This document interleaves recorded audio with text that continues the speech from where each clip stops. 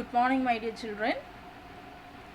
In this module, I am going to teach you the fourth unit in macroeconomics titled Government, Budget and the Economy.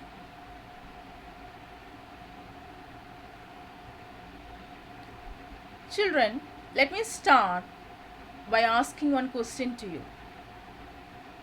The government budget. This word budget also more familiar to you, isn't it?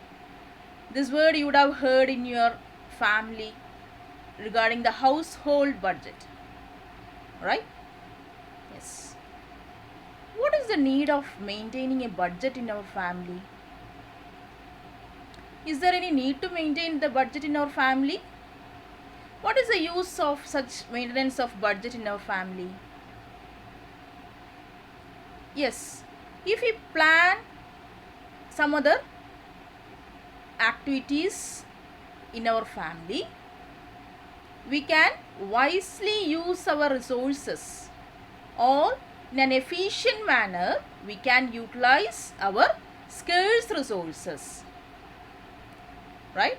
We know that the financial resources at our disposal is very limited, so we can wisely direct our finance to the needy purposes. So what are the most urgent needs that we have to identify, and according to that we will plan before and we will spend money, and thereby we can avoid the wastage of the resources. So children, this is the same for our economy. We know that the central problems of our economy is what? The scarcity of the resources. So such scarcity of the resources we can avoid by maintaining a budget, and it is maintained by the government in our country. In this modern world, every government aims at maximizing the welfare of its country. It requires a number of infrastructural, economics and welfare activities. All these activities require the huge expenditure to be incurred. This requires appropriate planning and the policy of the government. The one and only solution for all these problems is the formation of the budget. If we define a budget is a document containing the detailed programs and the policies of the action for the given fiscal year. So children, before I have mentioned about the word fiscal. Fiscal means it's related to government. Whatever the fiscal policies means, that's the policies related to the government. So here the financial year is referred to as fiscal year. So what is budget? Once again we'll define. It contains, it's a document. And what it contains? It's a detailed programs and the policies that we have put into action for the given fiscal year. So it includes all the predetermined expenditures as well as the revenues, all the things we would have pre-planned. Next we'll discuss about the objectives of the government budget. So children, just think for a while, what may be the different objectives of the government budget? Is there need to form this government budget? Yes. What are the different objectives of the government budget? The first one is the reallocation of the resources. The second one is reducing inequalities in income and wealth. Third one is economic stability. Fourth one is economic growth. Next one is management and the public enterprises. Next one is reducing regional disparities. So children, these are the major objectives of the government budget. So if we analyze all these objectives, the sole purpose behind this is to upliftment of our economy by what? Reducing the inequalities, as well as to boost up the economic stability and reducing the regional disparities, isn't it? So these are the different objectives of the formation of the government budget. The next one is, if we explain the first objective, reducing inequalities in income and wealth. Economic inequality is an inherent part of every economic system.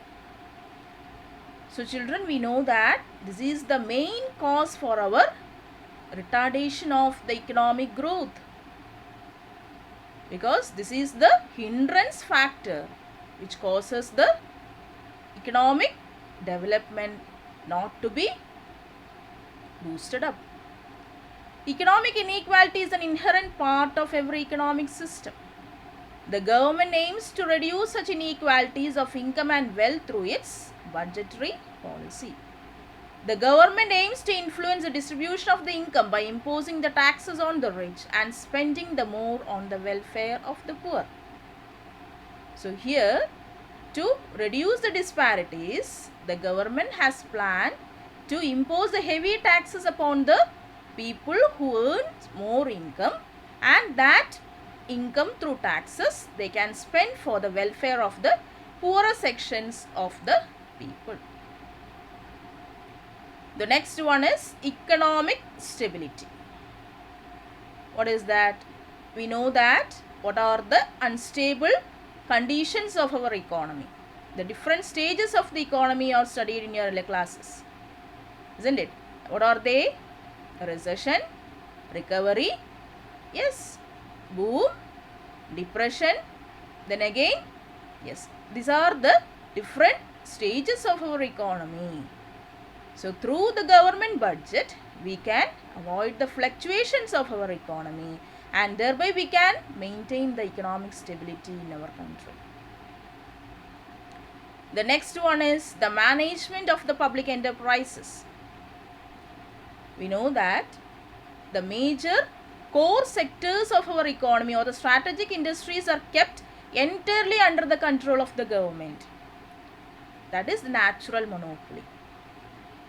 What all the core sectors they kept under the control of the government, and it is managed entirely for the social welfare of the public. And the budget is prepared with the objectives of making various provisions for managing such enterprise and providing them financial help. So this budget is prepared for maintaining the objectives as well as and various provisions for managing such enterprises. And these enterprises are mainly to promote the economic welfare of the people. So through this management of the public enterprises, they can ensure that such enterprises promotes the economic as well as the social welfare of the people. Next is economic growth. The growth rate of a country depends on the rate of saving and investment. We know that for our economic development, the prerequisite factor is investment. So for the ample investment, the habit of savings should be developed. The budgetary policy aims to mobilize the sufficient resources for the investment in the public sector. Therefore, the government makes the various provisions in the budget to raise the overall rate of savings and the investments in the economy. So that is the related to the economic growth. So we know that the savings leads to the investment. If more savings are there, it leads to increases in the investment. so that we have to develop the habit of savings, which leads to investment, which is the prerequisite factor for our economic development. The next one is reducing regional disparities. We know that the areas, which are the urban areas as well as the rural areas, and we know that in rural areas especially, all the facilities, infrastructural facilities as well as what all the facilities, transport, communication and education, all may be lacking in such areas. So that is the main reason why it retards the progress in such areas. So the government, they just plan in this budget, they will allocate the resources in such a manner of promoting such remote areas, and thereby we can maintain the balance among the urban as well as the rural areas, and which leads to reduction in the disparities of such areas. This both areas we have to maintain, and we know that more than 50% of the GDP is contributed by the rural areas. So obviously we have to maintain the stability or balance among these two areas, urban as well as the rural areas, and thereby we can encourage the setting up of the production units in economically backward regions. Why such units are lacking or not promoting in such areas? I told you that more infrastructural facilities as well as the transport communications are not in progress in such areas. So if we introduce such developments in such areas, it promotes, we can set up more and more production units in economically backward regions, and thereby we can promote such areas. So children, this is regarding the definition of the budget as well as the different objectives of the budget formation. So I hope this session is clear for you. Thank you children for watching this video.